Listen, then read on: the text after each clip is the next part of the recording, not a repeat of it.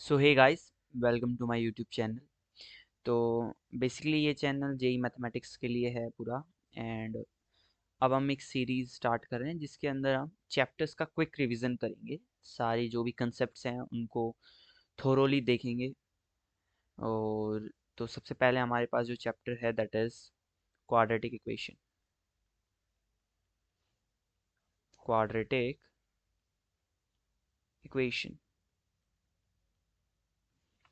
तो बेसिकली इसमें क्वाड्रेटिक हम सिर्फ क्वाड्रेटिक इक्वेशन की बात करेंगे। तो यहाँ पे सबसे पहला पॉइंट जो आता है दैट इज क्वाड्रेटिक इक्वेशन को हम a x square plus B x plus c की फॉर्म में लिखते हैं।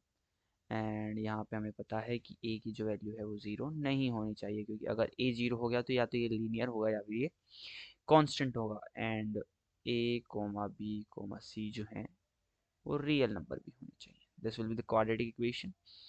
अब बात करते हैं कि अगर ये क्वाड्रेटिक इक्वेशन है तो इसके रूट्स क्या होंगे। तो इसके जो रूट्स होंगे वो होंगे minus B plus minus root of b square minus 4ac upon 2 times of a. ये इसके रूट्स होंगे, प्लस माइनस हैं। एक बार आप पॉजिटिव लेंगे, एक बार आप नेगेटिव लेंगे, तो आपको दोनों रूट्स मिल जाएंगे। फिर इसके बाद थोड़ा बहुत ये भी है, that is B square minus 4ac को हम डी से डिनोट करते हैं जो कि डिस्क्रिमिनेंट है। एंड यहाँ से हम रूट्स को कह सकते हैं minus B plus minus root D by 2a। तो इतना आपको पहले से भी पता है, बेसिकली पढ़ा हुआ होता है ये तो। इसके बाद थोड़ा बहुत ही होता है कि अगर हम ये जो इक्वेशन है that is A x square plus B x plus C equal to zero को, अगर इसके रूट्स हम एक रूट मान ले अल्फ़ा एक रूट मान ले बीटा, तो हमें अल्फ़ा बीटा में कुछ रिलेशंस जो होते हैं वो पता होते हैं। क्या क्या रिलेशन होते हैं कि अल्फ़ा प्लस बीटा जो होता है वो कितना होता है माइनस बी बाय 2a, जो कि आप यहाँ से सॉरी माइनस बी बाय, जो कि आप यहाँ से पता भी कर सकते हैं। अगर आपका एक रूट यहाँ एक बार आप पॉजिटिव लेंगे एक बार आप नेगेटिव लेंगे तो जो रूट डी था वो कट जाएगा। एंड यहाँ से आपको सम ऑफ रूट्स ये मिल जाएगा। अल्फा इंटू बीटा क्या होता है, अल्फा इंटू बीटा जो होता है वो होता है सी बाय ए। बेसिकली ये कहाँ से आया उसका भी एक छोटा सा आइडिया मैं दे देता हूँ। अगर इस इक्वेशन के रूट अल्फा बीटा हैं तो मैं इस इक्वेशन को कुछ इस फॉर्म में लिख सकता हूँ। This is A x minus alpha into x minus beta. इस इक्वेशन को इस फॉर्म में लिख सकते हैं एंड देन इसको इससे कंपेयर कर देंगे। यहाँ से मुझे ये दोनों जो रिलेशंस हैं ये मुझे मिल जाएंगे यहाँ से। इसके बाद आप फिर ये भी निकाल सकते हैं अल्फ़ा माइनस बीटा क्या होगा, alpha square plus beta square क्या होगा। ये जो चीज़ें हैं ये भी बेसिकली निकाली जाती हैं। अल्फ़ा माइनस बीटा जो होता है वो रूट डी बाई ए होता है। ये जो चीज़ें हैं ये आपको पता होनी चाहिए। और इसके अलावा अगर हम नेक्स्ट टॉपिक पे बढ़ते हैं, जो कि हमारा नेक्स्ट टॉपिक है वो है नेचर ऑफ फ्रूट्स पे। अब हम बात करते हैं नेचर ऑफ फ्रूट्स पे। नेचर ऑफ, ये तो बेसिक आइडिया था, आपने जो पढ़ा हुआ है आपको आता है। अगर हम नेचर ऑफ फ्रूट्स की बात करें तो देखो अगर हम ऊपर से देखते हैं, मैंने कहा था कि अल्फा ए जो है बी जो है और जो सी है वो रियल नंबर है। तो यहाँ से अगर मैं रूट्स देखूँ जो कि मेरे इस इक्वेशन से जो रूट्स आए हैं that is minus B plus minus root D by 2a। तो ए रियल बी रियल और ए जीरो है भी नहीं तो भी कोई मतलब इशू नहीं है। बट रूट डी जो है बहुत बड़ा इशू है हमारे लिए, क्योंकि मैथमेटिक्स के अंदर नेगेटिव का जो रूट होता है वो थोड़ा दिक्कत देता है ना। बेसिकली वो रियल नहीं होता है, क्योंकि आप किसी किसी भी नंबर का स्क्वायर करके नेगेटिव नहीं ला सकते हो रियल नंबर का स्क्वायर करके बेसिकली। तो यहाँ से देखते हैं कि भाई रूट डी ने आपको कहा कि ये कुछ दिक्कत हो गया है, तो उससे डी से ही हम तीन केसेस बनाते हैं। तो जो तीन केसेस होंगे वो कुछ ऐसे होंगे। देखो पहला जो केस बनेगा that is first case, sorry ये विजिबल नहीं है अच्छे से, एक सेकेंड। ओके, सो जो पहला केस बनेगा वो बनेगा कि भाई जो डी जो है वो ग्रेटर देन जीरो आ जाए। अगर डी की वैल्यू ग्रेटर देन 0 है तो जो रूट्स होंगे वो आएगा B plus minus root D by -b + -√d/2a, ये हमारे रूट्स हो जाएंगे। अगर अब ये हमारे रूट्स हैं तो डी तो हमने कहा पॉजिटिव है, पॉजिटिव का रूट डिफाइन होता है, तो ये जो वैल्यू होगी ये एक पॉजिटिव नंबर हो जाएगा। एंड जो आपके रूट होंगे वो डिस्टिंक्ट होंगे, मतलब अलग अलग रूट होंगे और रियल रूट्स होंगे। बट दूसरे केस में अगर हम बात करें कि डी की वैल्यू 0 हो गई, तो जो रूट्स थे एक्स की जो वैल्यूज आ रही थी दैट आर -b + -√d/2a, ये तो 0 हो गया। तो जो इसके दो रूट्स होने थे वो दोनों ही सेम हो गए, इक्वल हो गए। रियल रूट्स तो हैं बट दोनों क्या हैं, सेम हैं, इक्वल हैं। जो एक रूट है वो रिपीट हो रहा है, रिपीटिंग रूट्स हैं, आप ये भी कह सकते हैं। नाउ थर्ड केस सेज अगर आपका d लेस देन 0 हो गया, तो d लेस देन 0 हो गया तो -b + -√d/2a जो है, अगर ये नेगेटिव हो गया तो यहाँ से इमेजनरी रूट्स आ जाएंगे, क्योंकि नेगेटिव का जो रूट होता है वो इमेजनरी नंबर होता है। तो यहाँ से दो अलग अलग डिस्टिंक्ट इमेजनरी रूट्स आ जाएंगे, जो कि आपने कॉम्प्लेक्स नंबर में पढ़ा होगा, आपको इसके बारे में आइडिया होगा एंड आपने कॉम्प्लेक्स नंबर में इसके बारे में पढ़ा होगा। इसके आगे हम बात करें तो अगला जो टॉपिक आता है, अगर थोड़ा इसी पे बात किया जाए, इसी थर्ड केस पे बात किया जाए, तो थर्ड केस पे थोड़ा सा अगर हम, एक सेकेंड मैं कलर शेड चेंज कर देता हूँ। Okay. तो अगर हम इसी टॉपिक पे बात करें तो हमारे पास ये आता है कि अब जो इमेजनरी रूट्स थे, इमेजनरी रूट्स जो थे वो हमेशा पेयर में आते हैं। पेयर में आते हैं, पेयर मतलब अगर एक इमेजनरी रूट a + i/b है तो दूसरा इमेजनरी रूट a - i/b।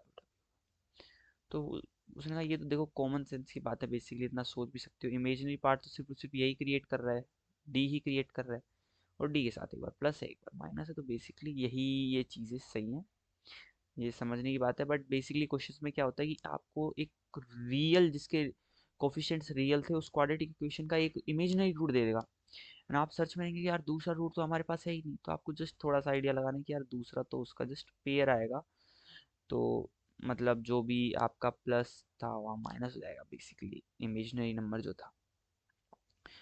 उसके बाद हम बात करें, अगर ये चीज़ थोड़ा सा इसके बारे में भी देख लेते हैं कि ये पॉइंट आता है कि जब आपसे पूछा जाता है कि आपके जो रूट्स जो हैं वो, देखो रियल तो हमने बात कर ली, रियल तो बात कर ली, बट मैं कह रहा हूँ रेशनल होंगे, इरेशनल होंगे, या फिर सॉरी रेशनल होंगे, इरेशनल होंगे, या फिर इंटीजर्स होंगे, तो उस पर बात भी कर लेते हैं एक इंस्टेंट के लिए, ज़्यादा बड़ा टॉपिक है नहीं वो। तो मैंने यहाँ से रूट्स में देखा था कि यार एक्स की जो वैल्यू आई थी रूट से -b + -√d/2a आई थी, ठीक है। तो रेशनल के लिए तो सिंपल सी बात है कि भाई आपका जो डी जो है ये परफेक्ट स्क्वायर हो जाए। अगर डी आपका परफेक्ट स्क्वायर हो गया तो आपके रेशनल रूट्स आ जाएंगे, ये रेशनल नंबर नहीं आएगा, यहाँ से जनरेट नहीं होगा। और बात करें एक बार इसके लिए कि अगर आपको इंटीजर रूट्स चाहिए, तो इंटीजर रूट्स के लिए आपका जो ए है, सिंप्लीफाइड फॉर्म में बात करें, आपका जो ए है वो 1 होना चाहिए और डी जो है वो परफेक्ट स्क्वायर होना चाहिए।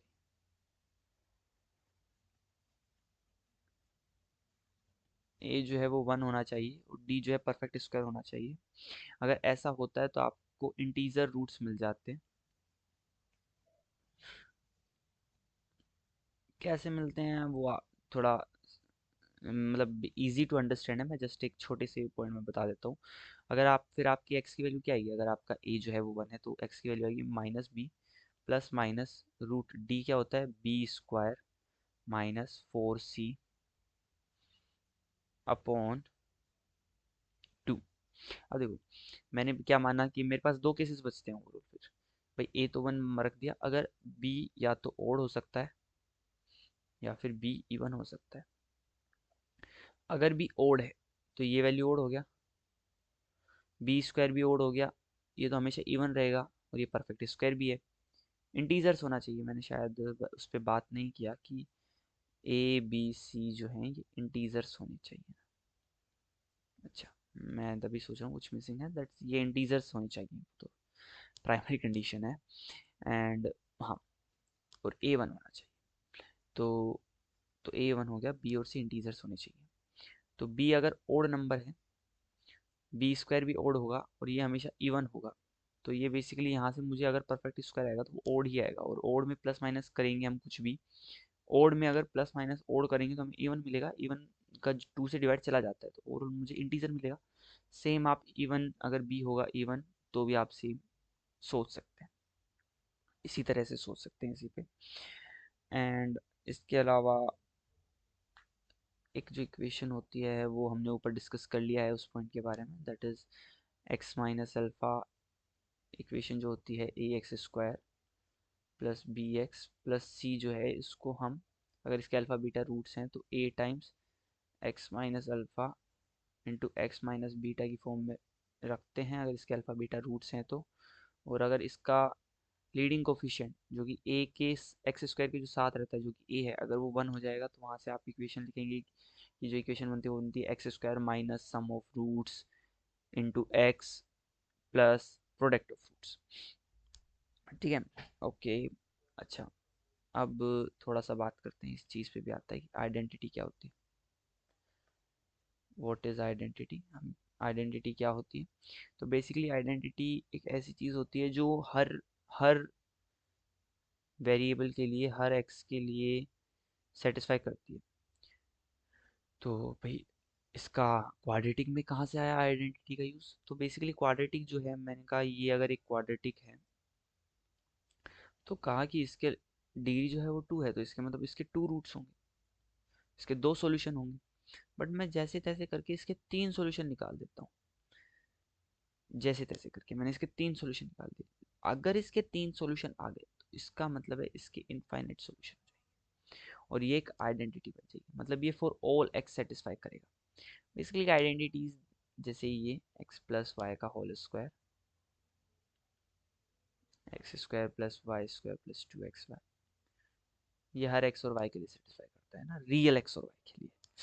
ठीक है, तो ये इक्वेशंस बेसिकली रियल नंबर की बात करेंगे इस चैप्टर के अंदर, तो हम इमेजनरी, चलो मैं बोलता हूँ नहीं बोलता doesn't matter, but real number की बात करेंगे, इमेजनरी नहीं आएगा यहाँ से। अब थोड़ा सा इसके ग्राफ्स पे भी थोड़ा सा ध्यान देंगे हम, ग्राफ्स। ओके, तो यहाँ से मैं थोड़ा सा इसको ऊपर कर देता हूँ एंड मैं लिख देता हूँ। अब हम ग्राफ्स की बात करेंगे क्वाड्रेटिक इक्वेशन में। तो क्वाड्रेटिक इक्वेशन का जो ग्राफ होगा a x square plus B x plus c जो है इक्वल टू जीरो का जो ग्राफ होगा, ये पैराबोलिक होगा। ठीक है, ये पैराबोलिक ग्राफ बनेगा इसका। और भी आपने कॉनिक सेक्शन में पैराबोला के बारे में बहुत अच्छे से पढ़ा होगा, बट स्टिल यहाँ पे इसके बारे में और अच्छे से बताने का ट्राई करूँगा मैं।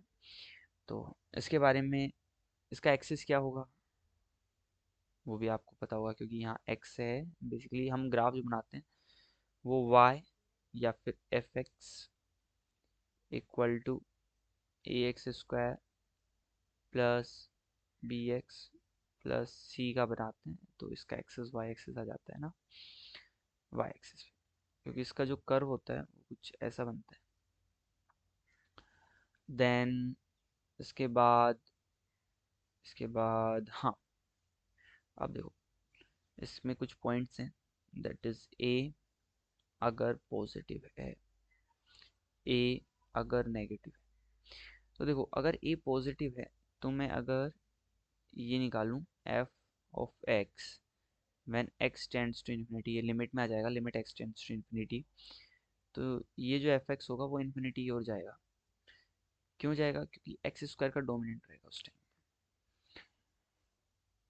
और सिमिलरली एफ ऑफ एक्स अगर मैं यहाँ निकालूँ एक्स टेंड्स टू इन्फिनिटी पे, तो वो आएगा माइनस इन्फिनिटी। यहाँ इवन इन्फिनिटी और माइनस इन्फिनिटी दोनों पे इन्फिनिटी होगा, यहाँ इन्फिनिटी और माइनस इन्फिनिटी दोनों पे माइनस इन्फिनिटी होगा।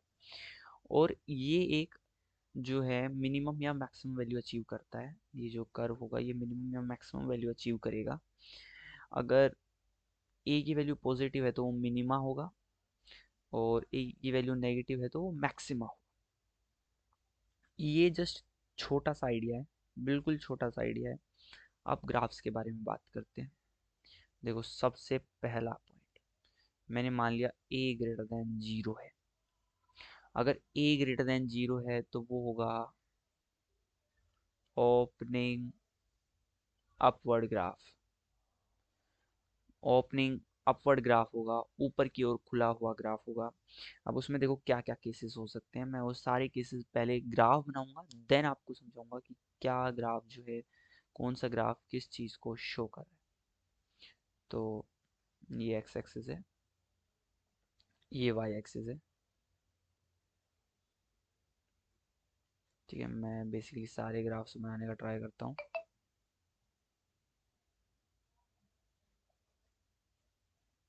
उसके अलावा हम्म,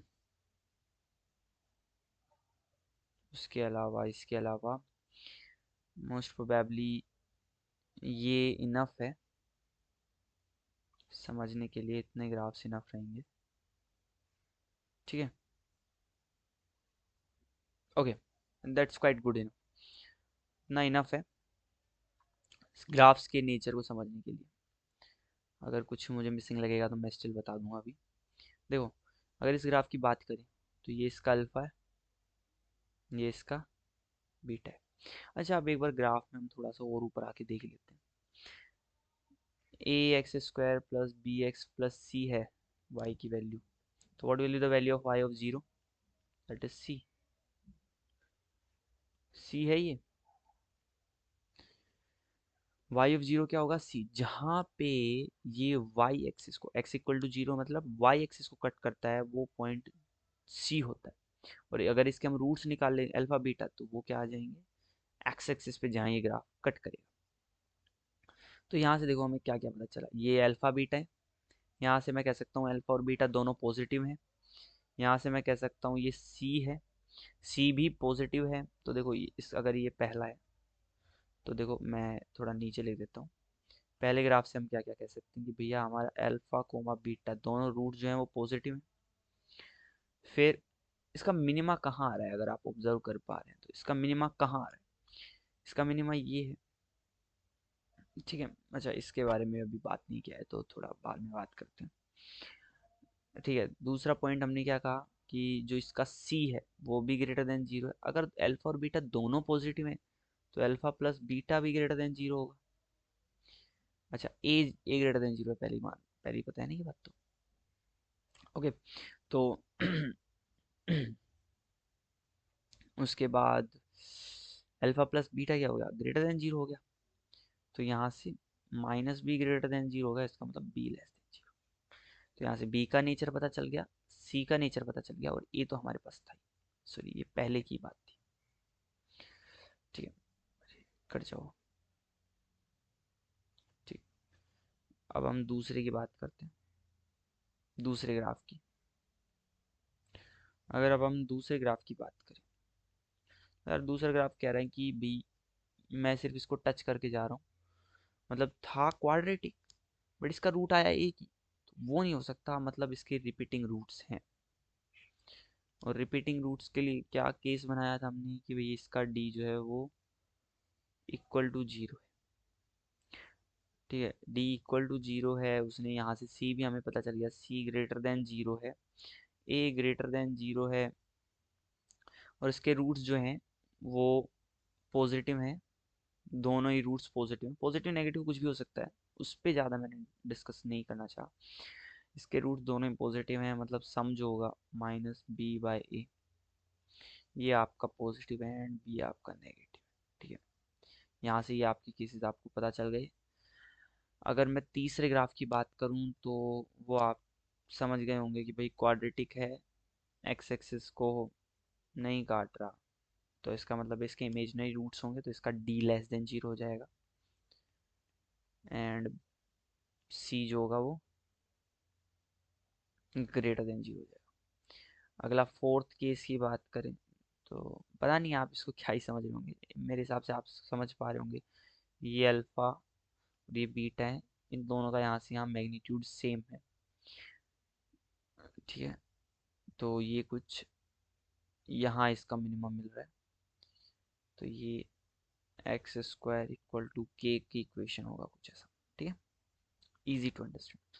अब थोड़ा सा जो पॉइंट था जो मैं मिस कर गया था बताना, वो मैं बता देता हूँ कि इसका मिनिमम मैक्सिमम कब मिलता है।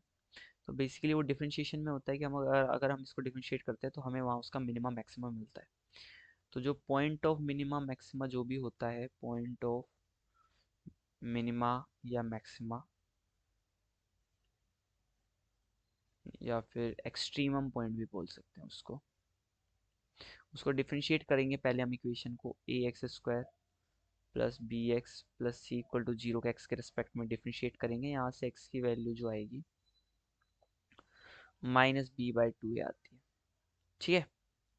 एंड यहाँ पे y की जो वैल्यू आएगी, अगर इसमें हम x की वैल्यू ये सब्सटीट्यूट कर देंगे तो यहाँ से मुझे जो y मिलेगा that is d minus D by four मिलता है। तो पॉइंट ऑफ मिनिमम मैक्सिमा क्या होगा यहाँ से, पॉइंट ऑफ मिनिमम मैक्सिमम होता है minus B by two A comma minus D by four. इसीलिए मैं कह रहा था ये पॉइंट अगर आपको पता है तो यहाँ से आप थोड़ा सा और कह सकते हो, सीधा बी पे नेचर।